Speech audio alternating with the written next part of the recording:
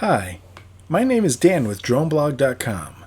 Today, we will be walking through turning on and off the DJI Mini 3 Pro, the RCN1, and DJI RC remote controllers. Like the Air 2S and Mavic 3 series before it, the Mini 3 Pro comes with two combo options, the Mini 3 Pro with the RCN1 controller, and the Mini 3 Pro with the DJI RC controller. Regardless of what combo was purchased, DJI has a recommended power-up sequence for the Mini 3 Pro. That sequence is to turn on the remote controller first, followed by turning on the Mini 3 Pro, and lastly, opening the DJI Fly app. If you own a DJI RC, then the steps for turning on and off the controller in the DJI Fly app are just one all-inclusive step. To turn on the RCN1, we're going to want to press the power button once, then immediately press and hold the power button. See, when you press the power button the first time, the battery charge will be displayed via the green LED lights. The second press and hold then powers on the remote controller. After the first step, you will also get an ascending audible tone indicating the controller is powered on. Now, something to note. Many phones, once connected to the RCN1 controller, will turn the screen on once the controller powers on, followed by a dialog box asking to launch the DJI Fly app. You can choose to launch the DJI Fly app at this time.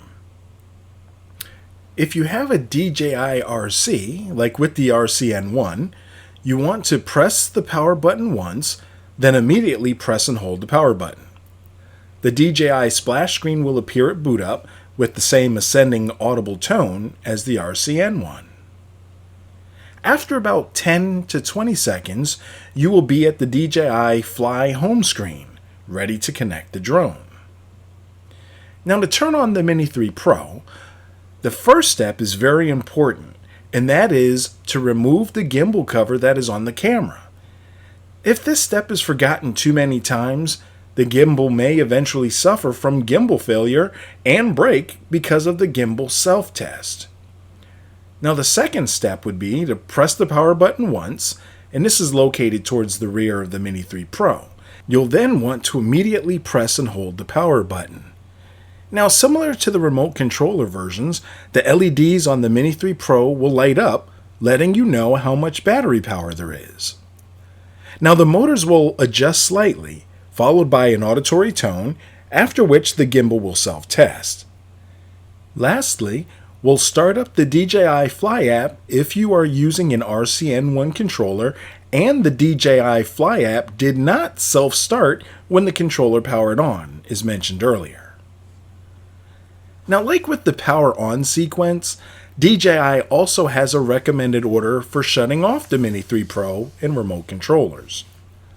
This sequence is to first turn off the Mini 3 Pro, followed by turning off either the RCN1 or DJI RC controller, and, if using the RCN1 controller, shutting down the DJI Fly app. To turn off the Mini 3 Pro, we'll press the power button once, and then immediately press and hold the power button. The Mini 3 Pro LED indicator lights will count down, flash, then shut off.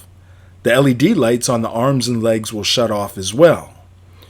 Now, we have to note here that there will not be any type of tone alerting you that the Mini 3 Pro has shut down. To turn off the RCN1 controller, we'll press the power button once, then immediately press and hold the power button. You will hear a descending audible tone, which indicates that the RC is powering off. After the RCN1 is powered off, you can exit the DJI Fly app. Now, to turn off the DJI RC, similar to the RCN1, we're going to press the power button once, then immediately press and hold the power button. Now, again, like with the RCN1, you'll hear a descending audible tone indicating that the RC is powering off. The DJI Fly app will likewise shut down at this time.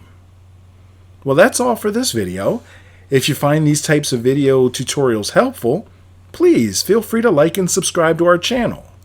For more tutorials and reviews, head on over to droneblog.com.